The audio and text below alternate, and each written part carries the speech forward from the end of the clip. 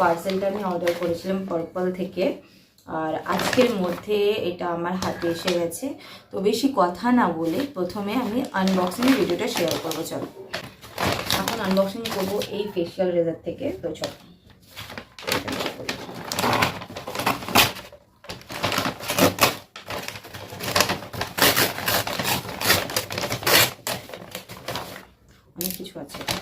অনেক কিছু আছে আইটেমগুলো, তো এক একটা করে তোমাদের সাথে একটু শেয়ার করবো। প্রথমে এই ব্র্যান্ডটা আলস গুডনেসের রোজমেরি ওয়াটার।